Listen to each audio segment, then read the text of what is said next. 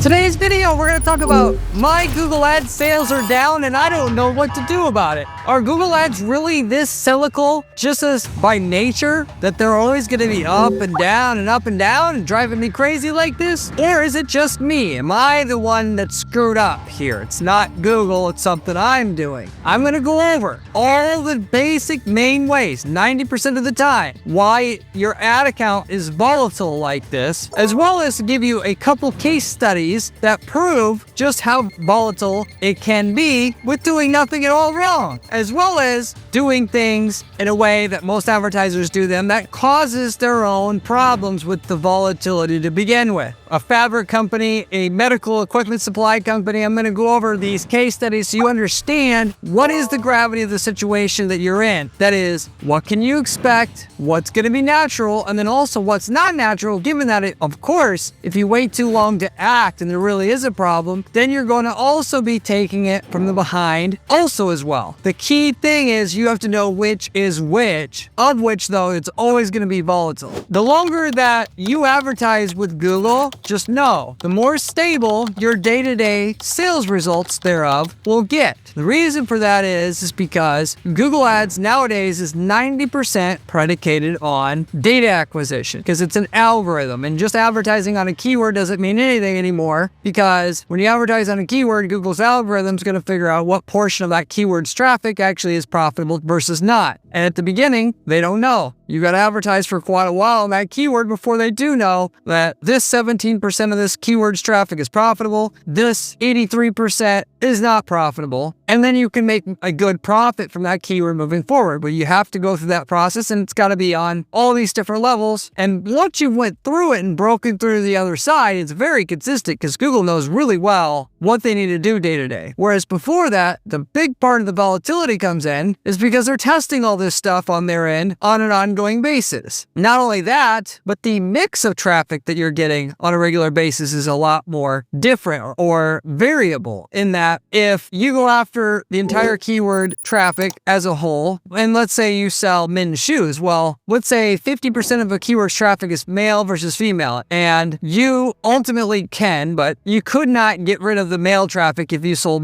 female shoes and vice versa. So with your conversion tracking, what Google's going to have to do is figure out the type of person who searches for this keyword, buy shoes, is profitable for you and which is not. With that, day to day, one day you could have where it's 90% people searching for buy shoes are female and only 10% male. The next day, it could be 10% female and 90% male. And the next day, it's 90% female and 10% male. And this keeps going back and forth. Given that you sell male shoes and can only sell them males, you're going to have your results be volatile just because the mix of traffic that you're paying for is going to change up day to day. So there's always going to be some volatility because the mixture of traffic gets changed up. But especially at the beginning when the traffic changes up and Google's now going to go after a big portion of the traffic that can never convert. And so your sales are down, but your ad spend is as high as it ever was. Later on, when you've advertised for a long time with the tracking set up right and you've acquired a bunch of data in your account, you've been advertising for years already, your sales will go down, but at least your ad spend will go down along with it. So you're not going to ever be unprofitable. You're just going to have less sales that day versus you spent a bunch of money and no sales came in, which is what frustrates people the most, obviously, because they say a day goes by, I spent $200 for my towing business and didn't get a single call. Why is that? Well, of the people that had clicked on your ads, most of them could be outside your service area. And that was just the general mix of traffic that Google provided you that day. And so whereas you could get mad at Google, ultimately,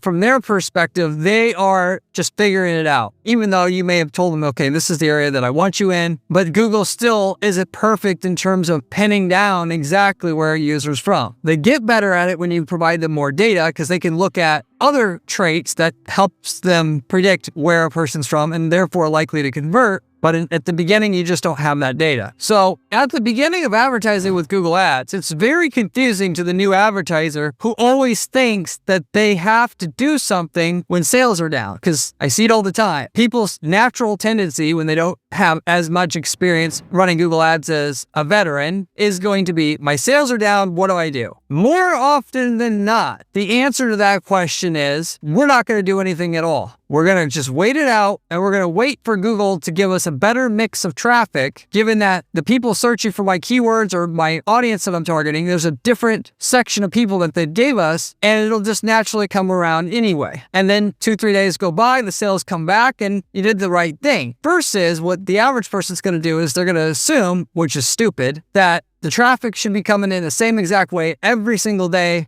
identically. And if the sales are down, it's because they need to make a change to their account. They make a change to their account, that adds volatility to Google's system. Google hates change. When the changes are too much or too big, they're going to send your campaigns back into learning mode, and then everything they've learned up to that point, they suddenly forget about. And then as a result of that, your conversion rate goes way down, and your ROI goes in the toilet for a few days while you build things back. And then if you're like a lot of advertisers, then they panic even more, make more changes, which cause an even bigger learning mode to happen. And now instead of just forgetting everything, they put you in a lower ad rank and put you lower in the page, which affects your sales even more, and it just keeps going. The best analogy that I can give you is if you are a brick and mortar store and your sales are down today, would you go out in the street and start yelling at the street, "Where is everybody?" Man, you would just understand day to day, there's less people some days. There's more people some days. Some days, there's a higher percentage of people that have money than other days. There's people, based upon the weather, they're in different moods. Anybody with a brick and mortar business will tell you, some days you're making 1,000, some you're making 10,000. That's just how things are. With the website, for whatever reason though, I think it's mainly because most people that start web businesses, they don't have any real business experience, so they just fall for this. But for whatever reason, they just think that the sales should be rock solid, consistent, and stable all the time. And that's just how things are and supposed to be. If they're not that way, they've done something wrong themselves. They're always going to be volatile, and there's a bunch of different reasons. Like when you're talking about Google Ads, and algorithms are involved, and websites are involved. They go way well beyond what a typical brick and mortar business would have to deal with, which I'm going to cover here. So sometimes you do have to do something as you have an issue, and until you correct the issue, you're never going to recover your sales again. But in other times, like I said,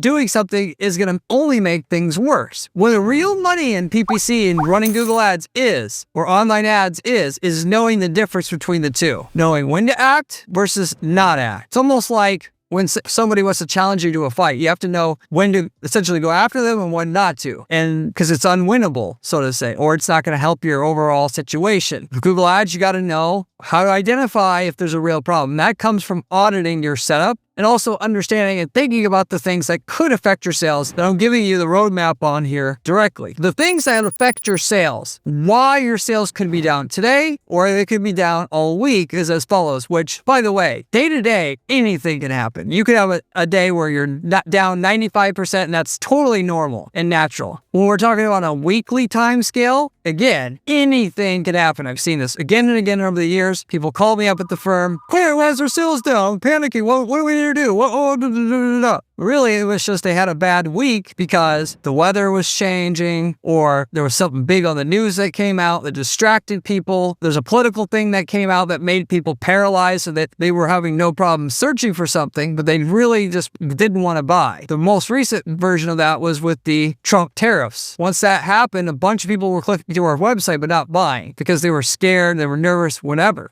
So, which these are big factors in itself. So ultimately, week to week, anything can happen as well. When you're talking about month to month, that's where you pretty much know that if your sales are down by more than 50% for a month, and you've excluded and eliminated the possibility of that being because of the seasonal trends in your business, you probably got an issue that you need to correct. It's not just the ebb and flow of the market itself. You got to get that problem fixed. And certainly on a quarter-to-quarter basis. If you got a terrible quarter, particularly when you compare that quarter to the previous year's quarter, and also compare that quarter directly preceding it, you generally will have a problem, which is not what people like to hear at our firm. Of course, I know the average person doesn't want to hear it. They want to hear, my sales are down. What do I have to do to get this fixed now? The reality is you can't fix an issue with your market with changes to your account. That would just be stupid to do that. So what my answer, generally speaking, is when I go through the general checklist I'm going to go through with you here, but once I don't see anything standing out to me that's changed, it's let's wait at least a week and then let's try to evaluate and see if the sales fixed itself. And once we start getting into about the 10 to 14 day range, the sales are still dramatically down and not 10 or 20% down, but more than half down, I really like, even if I didn't see anything the first time, I'm going to check again and I'm just going to be thinking, okay, well, we have to do something because there's something going on here. And that something, when you do your basic checks, doesn't usually stand out because to really check things over well, you got to really do some deep analysis. You got to look at all your competitors, all the changes they made, all the pricing changes that they may or may not have made, the amount of money that it looks like they're spending versus before. There's all these little things you have to do, and you can spend hours and hours just going through all these different things. But I'll go through what the list is here, what you have to check. So the things that affect your sales, number one, that you always have to check first, ironically, the easiest to check if you've done your work right, your setup right, is tracking. Did your tracking break? If your tracking broke, you're for sure going back into learning mode, and it's going to take time to dig your way out of that. And the amount of time that it's been broken, the longer it's going to take for the sales to come back. So if it was broken for a day, it might take 3 or 4 days for it to come back. If it's broke for a week, it could easily take a month for it to come back. If it was broke for a month, it could easily take 3 or 4 months for it to come back. So that's why you have to be on top of it. And of which is why you want backup goals for everything you're tracking, and you check daily. If you give a damn about your business and volatility, the goals, the backup goals match the primary goals in terms of the number of conversions that they're tracking. I know that sounds insane or excessive, but if you truly want to prevent volatility, you do this. You assign somebody in your company that does this. Why? Because once it breaks and you're not on top of it, it takes a long time for the sales to come back. And it's not a matter of if it will break, it's just a matter of when it's going to break. So just take it from me, it's going to break at some point. And if you don't have backup goals set up, it's going to take a few days to get it fixed. And it's just going to add to and compound your situation. So get your backup goals going now and start checking them regularly so that if your goal does break and you check it, you literally can prevent any issue at all occurring with your goal breaking, because you could switch to the backup goal the same day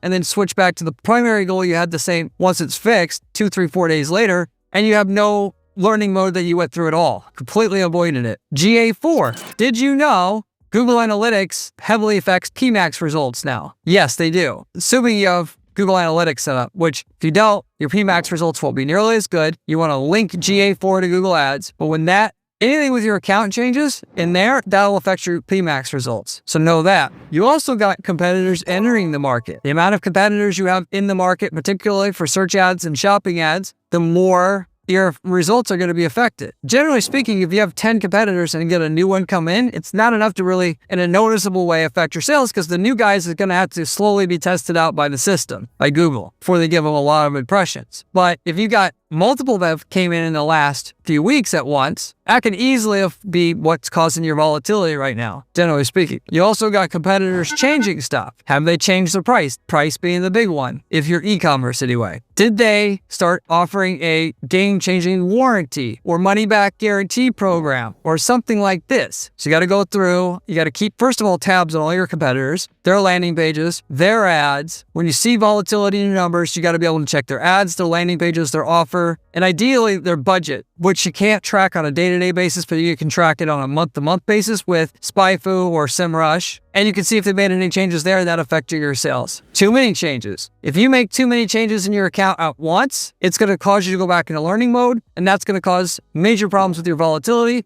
As mentioned before, because Google forgets about what they've known about how to run your ads in the past, that's gotten you the results you've had up to today so far. And go back to the early days, how your ads ran in the early days without all that data and the learning that they've had since then. Too big a change. You can go back into learning mode with your account with just one big change, not a bunch of small, let's say, bidding changes. If you just take a campaign that's limited by budget and Google's saying, you're spending 100 a day, you can spend 200, and you change it all at once like that, you can easily go back into learning mode, which they're even recommending it to you. Yes, but that can send you back into learning mode, which the easy way to fix this is don't make a change that's going to change more than 15% of your account at one time. And even if you do want to make a big change like that, you do it in stages. You do 15%, you wait 2-3 weeks, you do another 15%, and you walk it up. And that it avoids any issues with learning mode and volatility. Season ending. Of course, your business is seasonal. Almost every business is. I don't care if you sell hair dryers or furnace filters or whatever, it's always seasonal. There's always going to be ebbs and flows in the market. And you got to understand this, which people really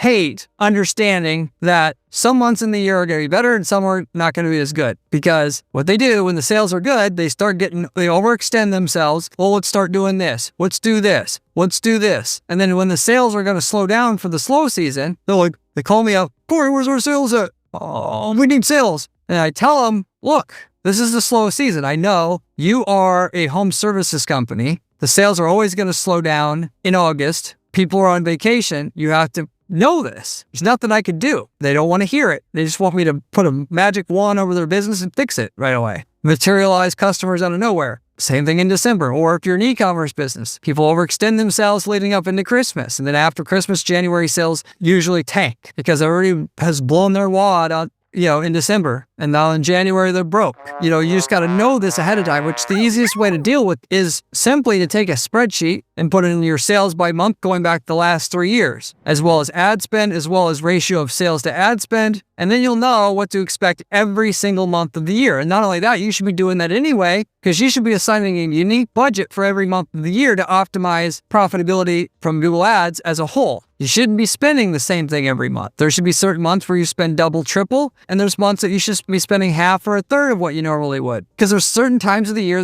where it's easy to get conversions and cheap ones. So you just got to know this, and you have to be prepared for it and not overextend yourself when things are good and expect, people think when they have a good month, it'll always be like this. And when they have a bad month, oh man, the world's ending. It's always going to be bad. There's something wrong. We have to do something. And both of them are wrong. There's certain months that you're going to make a ton of money that you got to stockpile your profits so that the months where it's bad, you can weather it. And look at your financial situation as over the whole year and optimize for the entire year and plan for the whole year in advance. Google squashing. So there's if you aren't aware of it, a Google antitrust court case going on. The government's trying to break Google up from being a monopoly, trying to break up their ad business indirectly. So one of the things that came out in depositions was, no surprise, we knew this indirectly for years, but they're constantly trying to get more money from us as advertisers. They're jacking up the prices arbitrarily, which I don't see how that's really should be a surprise or it's scandalous at all in and itself, because of course, if you were Google, you'd want to charge as much as you could for your product. You want to charge as much as you can for your product too. If you can get away with 90% margins, you would do it naturally. So I don't want to speak for you directly, but most people would be able to say. So what Google does is they use algorithms to identify what's the peak amount of what they can charge for a click and get away with it, essentially. Just similar to how like Wendy's and all these restaurants now are using the LED menu boards, and they're changing the price based upon certain times of the day, days of the week, to algorithmically maximize profitability. Well, they're doing that with their ad system. But they're doing it, though, in a way that really pisses people off. In that, if you're making good money, Google could say, okay, you're the first position. We like you. Ultimately, we don't like you as good as some of these other guys that have less budget. They have better ads, better landing pages than you. We're going to knock you down at the knees here a little bit. We're going to make sure that instead of charging you an average of $3 a click, we're going to charge you $5 a click. And that's going to make you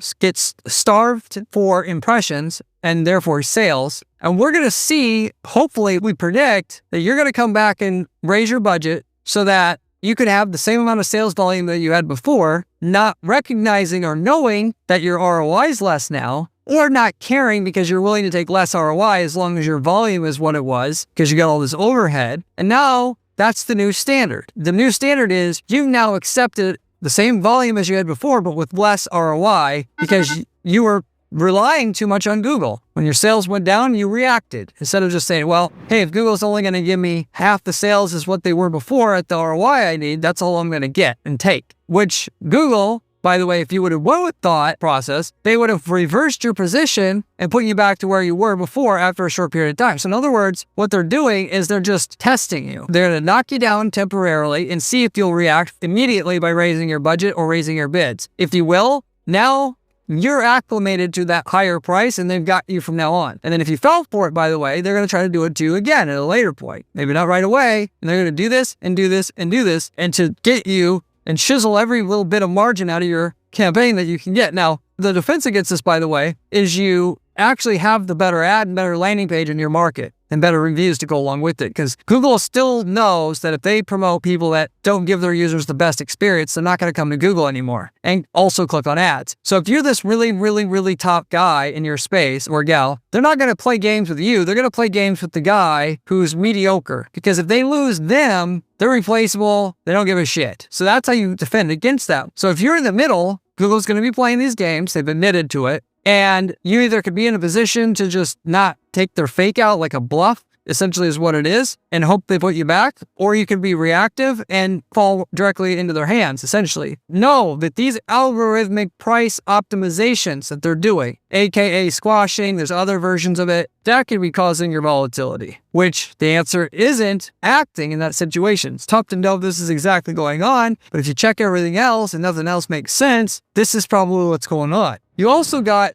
Google ad rank recalculations. Going into like what I was saying earlier, Google's constantly evaluating you versus all the other advertisers in your niche, whether you're talking about search ads, shopping ads, display ads, Facebook's doing it as well technically. And what they want is to promote the people that help their users out at the highest level so that people get addicted to clicking on ads in the future. With this said, they give you this so-called ad rank. They rank you as an advertiser, and the higher your ad rank, the better placement you're going to get, the better portion of the traffic you're going to get, the lower the cost per click you're going to get. And they're just going to really roll out the red carpet for you if you have a very high ad rank. And they're just ranking you essentially against all the other competitors in the market. This could go for you or against you. It can make you to where you suddenly get more results, or if they see you're doing a piss poor job, you suddenly get less impressions. And what I often see people do is they'll run a campaign for a while, and then their impressions and their sales and all that will start falling off, and they'll wonder what's going on. The reality was, once Google found out that this campaign that they were running wasn't helping their users at a high enough level, at least as compared to the competition, they stopped promoting them altogether. There's a point where it's so bad,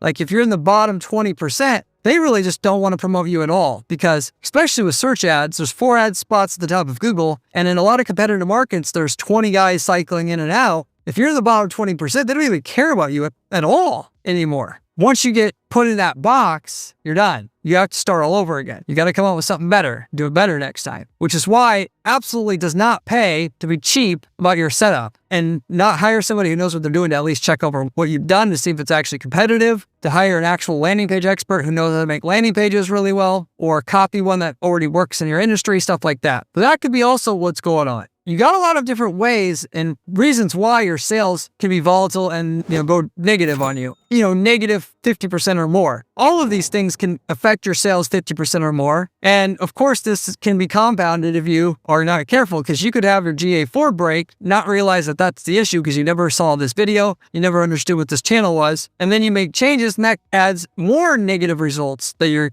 going to get. And because you made changes and then your season was ending, then it's threefold. You see what I'm saying here? So it doesn't have to obviously be one thing. So don't fall for that fallacy that, hey, it's just one thing I got to fix. It could be multiple. Key thing is you're going to go through this list, of which a lot of it you can't, there's not really good ways to check, but you check your tracking, check your GA4, you check your competitors. Is there anything different there? Check your change history. Is there a bunch of changes going on? Check your 3-year sales projections to see what you should be doing that month. Is it different than that month in previous years? And then if that all checks out, then you kind of assume that either Google's pegged you as shitty and you're going to have to start over again. There's not anything you can do, or they're playing games in which you just got to hold out, of which you protect yourself against that by not just relying on Google ads, because people just want to run their business off of Google ads are basically stupid because Google's playing these games. They're playing these games. The more you rely on them, the more you're going to fall into their hands. I don't want to run a business and have more than 30% of my sales revenue as a whole, or let's say even 50% from Google ads directly. 50% fine. The rest of it's got to come from someplace else. So that if Google screws with you and cuts half of your sales, at most it's only going to be 25% of your sales volume that drops, and it's not enough to make you on a net profit basis unprofitable, that in and itself. So you don't fall into their hands. That all said, okay, I wanted to give you a couple case studies here to go over and explain how this stuff, the dynamics behind how this stuff works together and how it works overall. If you haven't subscribed to the channel yet, though, you should. I've got the best channel you're going to find online about how to make money with ads. Go ahead and subscribe. I've got a great blog on my site at guaranteeppc.com/blog where you can find step-by-step information on how to make money with ads. Highly encourage you to check that out if you like the channel here already as well and you're a fan.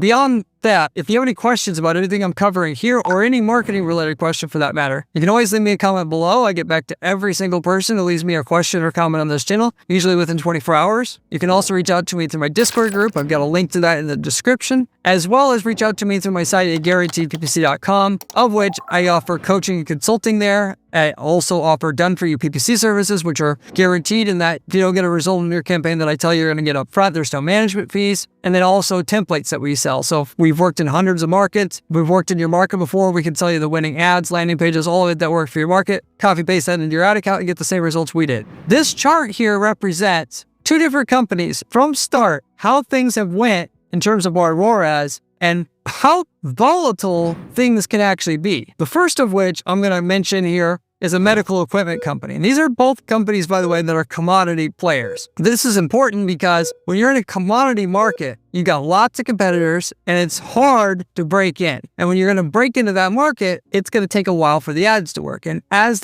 you're advertising, you're gathering data and trying to train the algorithm how to run the ads, it's going to be volatile and you got to just know that going in. And it's going to take a while. You got to invest in the data to be able to actually make money most times. What this shows here is ROAS on a scale of 0 to 700%. What this medical equipment provider that we were promoting or working with had got in terms of a ROAS by each month.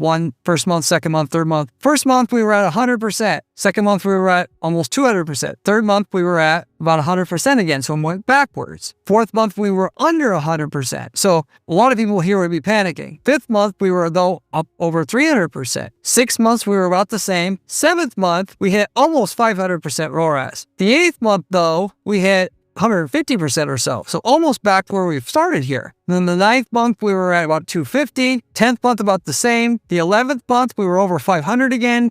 12th month, we were almost at 600. And then it was from there on, it consistently basically stayed over 500%. So what this shows is, A, it will take a long time, basically a year, to be consistent with your results. But where most people would have a meltdown is right here on month 8. And they're saying, well, the clear trend here is it was going up on a macro level basis, but then it just completely died. And it hasn't been as good as what it was here for 4 months. And that happens all the time, which is, like I said, the money is in understanding when to act and when not to act. And to be fair, the biggest value that our firm and what we provide is not being sure and before making changes, asking me in a 30-minute coaching call, should I make changes? Because that can save you so much wasted money making changes when you don't need to make them, or not making changes because you just think fix itself. More than likely, if you're in a competitive commodity type market, this is what you're going to experience. It's going to go up and down, and it's not going to be consistent for a while.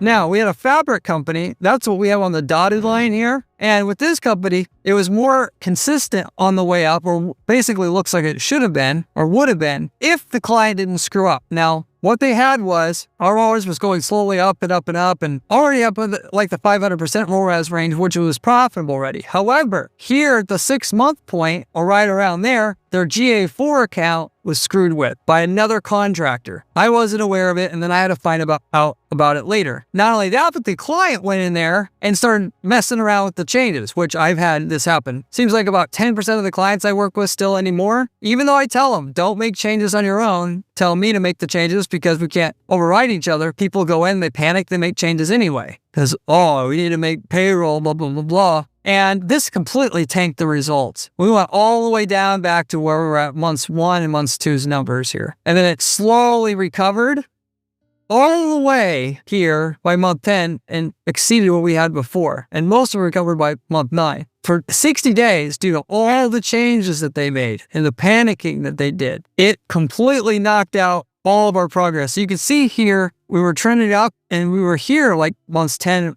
and it probably would have just kept going here, but because they had an issue here and they didn't, instead of fixing the core issue, made more issues, it was a compounding effect and it just completely dumped their results. So you got to know when to act. And when you do act, you got to know when to stop acting. What you did didn't work. And the answer is it just randomly start pulling all these levers and switches, which people like to do. to try to fix the issue, because that's not going to work. There's too many changes. There's too many variables. You can't just test them all. There's hundreds of variables. You got to know what the hell you're doing. So I tried my best to tell you here, checklist to go through, but really, if you are experienced with Google Ads and this happens to you, you're best off dealing with an expert who manages 15 Google Ads accounts and has been doing it for 10 years. And this is basically all they do, because they're going to know how to go through and figure out what the root problem is, most likely, with that kind of experience anyway. You got a guy with a couple of years of experience managing 3 or 4 accounts, pretty much forget it. It's still just not enough. And I'm not just saying that because, that's my competition. I just know where I was at that point in time, and it's just not enough experience. But that shows you basically what you could experience if you make the wrong decision, you act when you shouldn't have acted, and what you can get by not acting at all on the flip side. Hopefully that makes sense. I wanted to explain in terms of if your sales are down, what to do, most common reasons why they're down. Hopefully that made sense. I'll see you on the next one. If you want to see another video, click here. It is one of my best ones.